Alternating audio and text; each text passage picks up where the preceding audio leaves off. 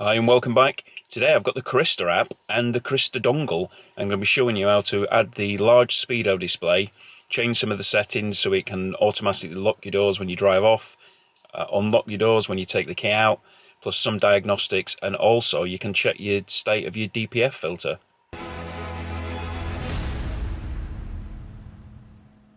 So the dongle itself is available from several websites. I got mine from Amazon and it comes with a month subscription to the services.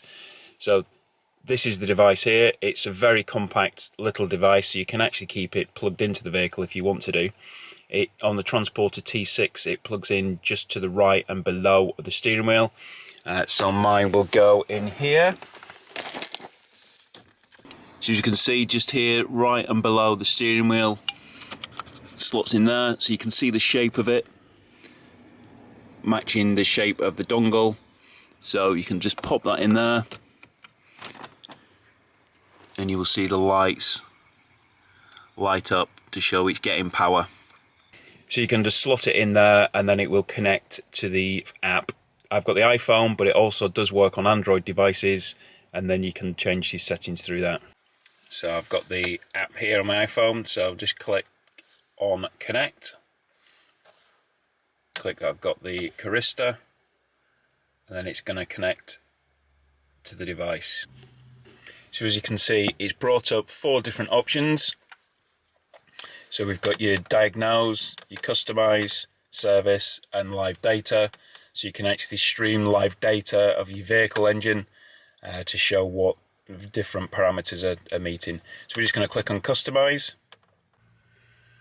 So once it's got to 100%, you can see the various different options which you've got in here. So what we want to do is we want to go on to the instruments, displays and nav. First of all, something which I like, a lot of other people like as well, pretty cool, not really much functionality, but the gauge needle sweep at startup. So when you turn the engine on, the needles will go all the way across to the right hand side and then flick backwards. So just a nice thing which some people like. In here you've got other settings, not going to go into any of these now, but as you can see there are various different other settings which you can change.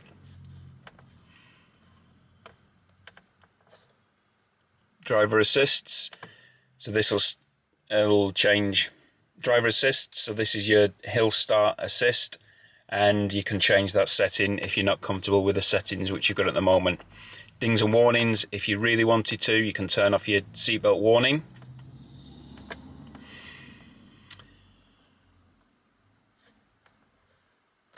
Instruments, language and units.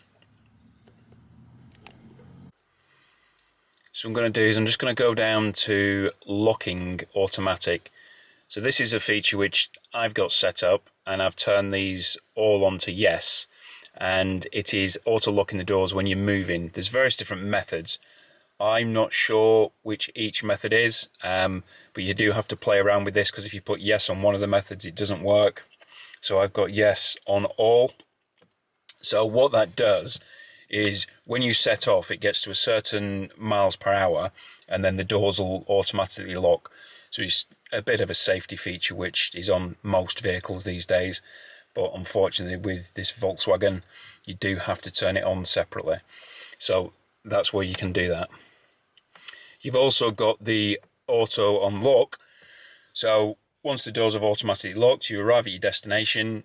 Once you take the key out of the ignition, that's when the doors will automatically unlock. So I've again, on both methods, method A and method B, I've ticked yes. So as soon as I pull up, pop the key out of the ignition, all the doors automatically unlock. And then you've got various other settings to do your mirrors, your parking sensors, windows, sunroof. So there are lots of things you can change in here if that's something which you want to do. Lights, coming home lights. This can be quite useful if you've got the automatic headlights. You can turn that on, so once you turn the ignition off, your lights will stay on for a certain amount of time. And also it works when you press the button to unlock the doors. Your headlights will automatically come on just to provide you with a bit of light and you can actually change the length of time those lights stay on for. So the Speedo. The Speedo is hidden in instruments, language and units. So if we click on that one, as you can see there, we've got the instrument cluster region being set to Great Britain.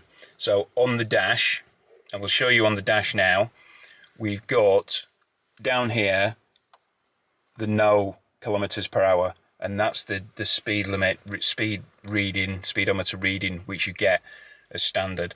And if you flick through the various different menus, you'll see there isn't a large speedo.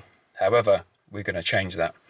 So if we click on this instrument cluster region, what we do is we change that to Australia down there at the bottom. So click Australia and then click save. So this is then going to save it. So going up from 0 to 100%. You might see a little bit of flicker from the dash lights as the system resets. So once we've done that, we can go back into the settings. And what you will see there, you will see a tick in Alt Speed Dis, which is alternative speed display. So it's got a check in it at the moment. So if you press the OK button to take that off, go into your MFD data and you will see digital speed, and that is actually ticked. If that isn't ticked, make sure you put a tick in it, come back out and then cycle through the menu, and you will see now where it said before 0 kilometers per hour, it's now got the temperature. And then if you cycle through your MFD settings, there you go. So you've got the 0 miles per hour, which is large. So obviously as you're driving along, this will show you your speed. And then you've got the temperature gauge there. Because I've set it to Australia, this has gone into kilometers. So what I can do is I can go into the MFD, go into the units, consumption display, change that to miles per gallon UK, back out again,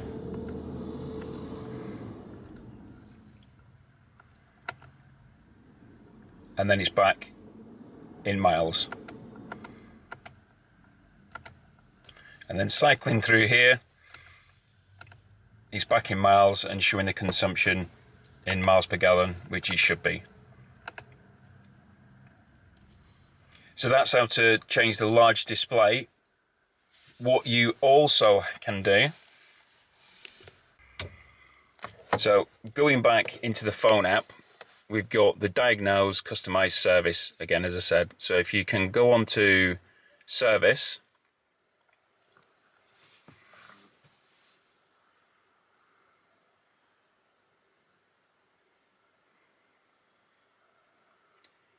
this gives you service indicator reset, DPF regeneration, detailed ECU info and emissions tests. So options there, but the one I'm looking at is the DPF. So you can click on the DPF and it'll actually show you what your current soot level is for the vehicle. So it's telling me there that a regeneration is not usually necessary at this soot level. I do a lot on A roads, not specifically motorways. I live down in Devon. There's the A38 to go to anywhere, which is a 60 mile an hour road, 70 mile an hour road.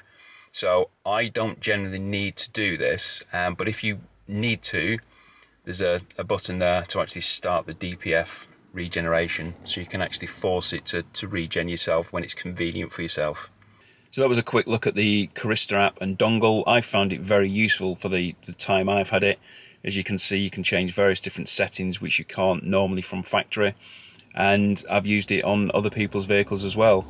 If you go on the internet and search up the Carista app, it will show you menus of everything else which you can do on it, but as you've just seen in the brief video there, it is useful. I think the dongle's something like £25 and it comes with a month's subscription. So for £25, even if you wasn't actually going to renew the subscription, you can do the various different bits you like. Or if you're part of the forums, just drop a message on one of the forums, because lots of people have Carista, and I'm sure they'd be able to help you do it, or the VCDS, which is a better system. And there is another one as well, OBD11. They all do different things. The Carista is the most basic of the three, VCDS being the better one, the more professional version. But if it is just basic settings which you need to change, then you can't really go wrong with Carista. Thanks for watching, and if this is the first video of mine which you've seen, please do have a look at my other videos. There's plenty on there of various different modifications and changes which I've done to my transporter, the journey which I'm involved in making it into a camper van. There are lots more things to come, so please do subscribe. Thank you for watching, and I shall see you soon. Take care.